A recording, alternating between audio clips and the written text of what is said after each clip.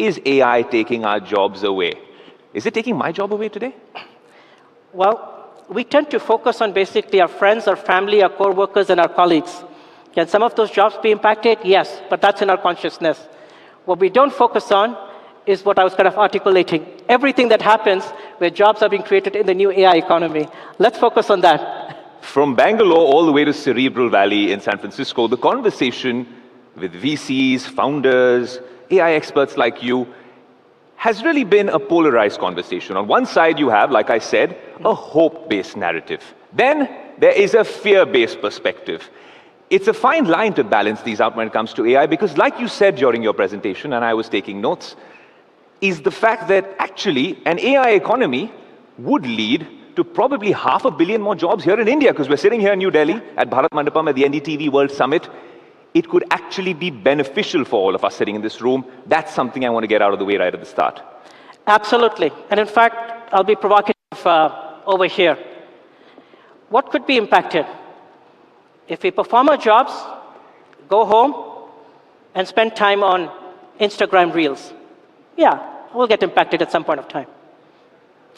Rather, if we perform our jobs, go home, have the curiosity, and learn vibe coding, or learn how to essentially use agents, or, for that matter, build agents and become creators in the new economy, we are not going to get impacted.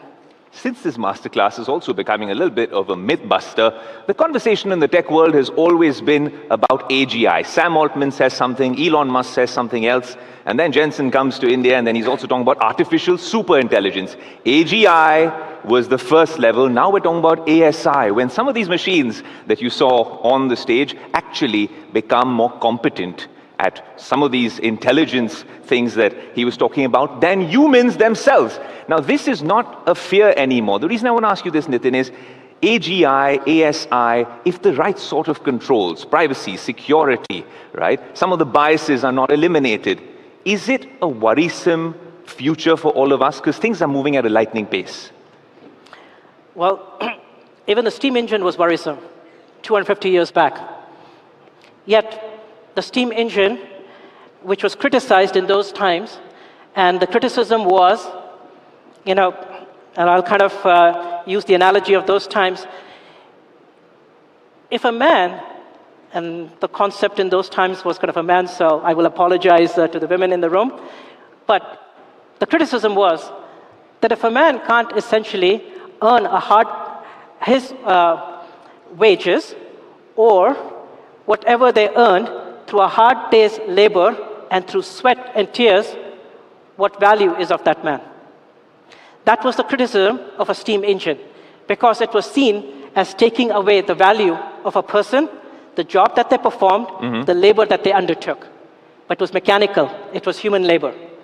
AI is no different, except that it is cognitive, it's not mechanical. We have a fear anytime there is something new, anytime we have to change, anytime we have to adapt, anytime when the future could be uncertain. But if we embrace the uncertainty, if we design the future, not just basically fall into it through hapstance, and if we are thoughtful about what that new economy could be, fear changes into hope. And the constraints that we imagine become opportunities. And impact on jobs creates new sectors, new avenues, and new basically kind of vistas for all of us to undertake in the economic miracle that is yet to come. I appreciate that, because at the NDTV World Summit, we are discussing some of the world's most pressing problems, but we're also trying, via these conversations, to come up with some solutions. Maybe not panaceas, but solutions nevertheless. Coming back to that, now let's come to one solution out there, Nitin, because what I understand is that I should not be as worried about AI taking my job, but I should be worried about someone who understands AI or who embraces AI who might take my job away. Yes. That is an important topic. More than basically worrying about AI, it's actually worrying about our fellow co-workers, those who may be adapting, those who may be accelerating their learning, and those who are displaying the curiosity to actually continuously improve. That is where we are going to essentially see people who don't adapt, people who are sitting back, people who may not necessarily kind of demonstrate the necessary curiosity or take the leap forward in reskilling. They could likely get displaced. No different, by the way, than any other technological revolution that took place. Yeah. With the advent of the PC, who got impacted? Typists. If they had not adapted and learned the word processor, they would have been out of jobs.